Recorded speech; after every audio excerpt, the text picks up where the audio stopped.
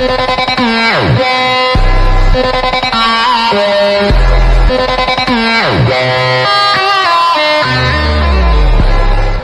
Sammy Faggotson, the nicotine gremlin. In the piss-stained dirt of Blackhall, where the flies outnumber the people and the only currency is beer and diesel, a creature was born. A tiny, nicotine-gobbling goblin who would never, not even once, grow taller than a blade of grass. His name's Sammy Faggotson, but from the very second his wrinkled, rat-looking head slid out the womb, his farmer old man took one look at him and sighed the biggest fucking sigh a man could sigh. He already knew. This thing wasn't going to grow. It was doomed to be a 4'2" feral midget for all eternity. But Sammy's old man wasn't a softcock. He wasn't about to raise a gimp the normal way, and nah. He grabbed a 300-pack of beer, 20 packs of darts, and threw the newborn straight onto a tractor. He cracked open a Bundy, sparked up a Winnie Blue, and muttered, "You'll be right. Raised you as a sick cunt." And with that, Sammy's baby hands gripped the wheel, his lungs filled with beer fumes, and his first chuff hit before he even learned to crawl. Black music, tractors, and delusions of gang life. By the time Sammy could talk, which was almost instantly since his first word was allegedly piss, he had already developed a god-tier nicotine addiction. But Sammy had another massive problem. His munted little head got convinced he was in a gang. Despite being a midget farm rat in the middle of bumfuck nowhere, Sammy had somehow discovered hard-hitting black music, and that was it. The little gremlin chucked in his earphones, blasted gangster rap, and started pretending he was deep in the hood. This was not normal behavior for a midget farm kid. By the age of 6, Sammy could already chug a beer in under 5 seconds, do a burnout on a quad bike, and chain chuff a dart without coughing. Every other kid in Blackhall was still learning to spell their own fucking name, but Sammy was out here acting like he was running the streets. The accidental journey to Toowoomba Grammar. One fateful afternoon, Sammy got on his tractor, smacked his 5th beer of the morning, and popped in his earphones.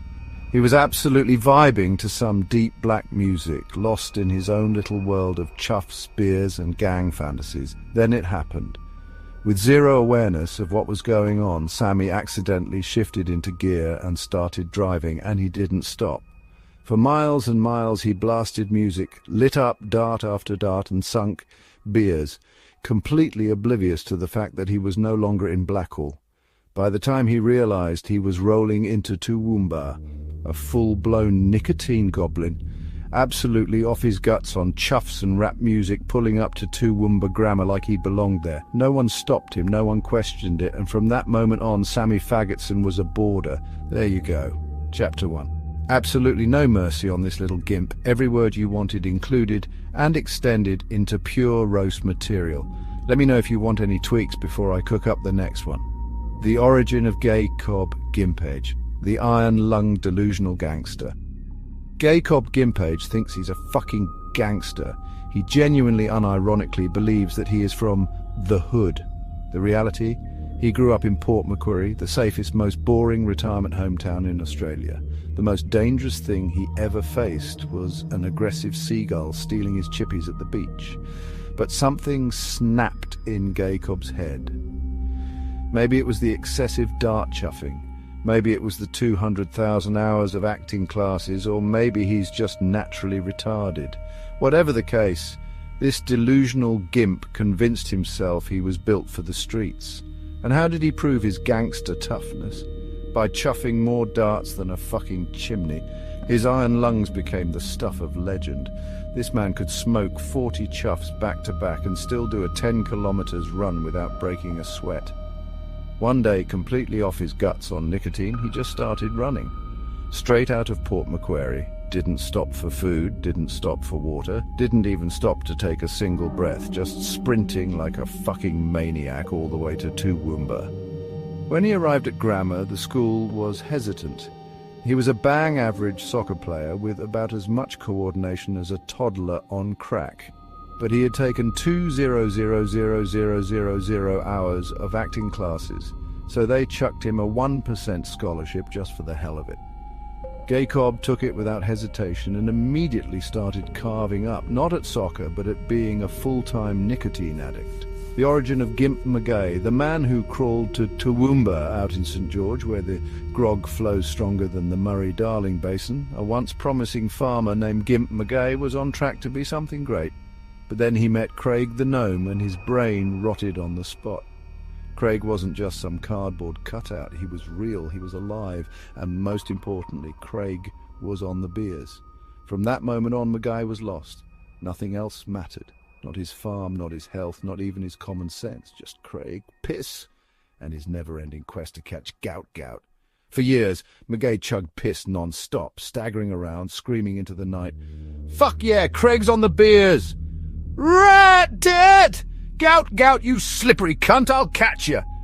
He trained for the hunt, chuffing darts till his lungs were made of steel, running through paddocks screaming and tackling fence posts to prepare for the final showdown. Then came the Gimp farm fire. Some paint-huffing, mullet-headed feral tried to spark a dart using a can of unleaded, and boom! The whole farm erupted in flames. Magay, blind, drunk and foaming at the mouth, tried to roll straight through the inferno to save Craig, screaming, "Craig, you rat, where the fuck are you?" But disaster struck. His wheelchair melted, one wheel snapped off, and worst of all, Craig was gone. His legs were fucked. His wheelchair was useless, but Magay didn't care. He had one mission left, catching Gout. With one broken wheel dragging behind him, he set off for Toowoomba, crawling through dirt, highways, sheep paddocks and truck stops, bellowing into the wind, "I run with Gout, hout, I'll fucking catch him one day." For weeks, he dragged himself forward, spitting, sweating and screaming at random farmers. The only thing keeping him going was the thought of finding Craig again.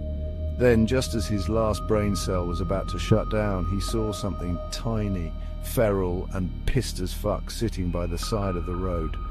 It was Craig. Craig had survived. Craig was still on the beers. With tears in his eyes, Magay collapsed, clawed his way forward and choked out, "Craig, no. We run with Gout together." And that's how Gimp Magay, the paralysed, piss-soaked Gimp farm survivor, finally crawled his way into Toowoomba grammar. The origin of Rat Gimp Haw, the farming YouTuber with terminal brain rot. Rat Haw is a true farmer, but more importantly, he is the greatest farming YouTuber in Australian history. His channel, Minecraft How to Become Addicted. His editing, fucking elite. His health, absolutely fucked. Rat Haw is dying. He has been taken by Diddy so many times that people have stopped counting. In fact, he has been kidnapped so much that there is now a rumour that he actually likes it. One day, Diddy finally dropped him off at Toowoomba Grammar. Now in Taylor House, he awaits his final tragic fate, brain rot cancer from being the most unfunny gimp to ever live. R.I.P. Rat Haw. The origin of Big Iron, Rallan, the beer-scarfing rodent hunter. Big Iron Rallan was born in Blackall, a town so dry that even the flies are fucking sober. Rallan had two missions in life. Find rats to eat, find beers to drink. Unfortunately, there were no more beers left in Blackall. Why? Because Sammy Faggotson drank every last drop before he was even 5 years old. Rallan, now desperate, set out on a pilgrimage for more booze. His journey took him to Toowoomba Grammar, where he arrived as a beast of pure alcohol-fueled survival. He still lives there today, searching for rats and beers like a fucking sewer goblin. Yell or comment, "Rat!" For more rat stories, the dude's gone full mole mode.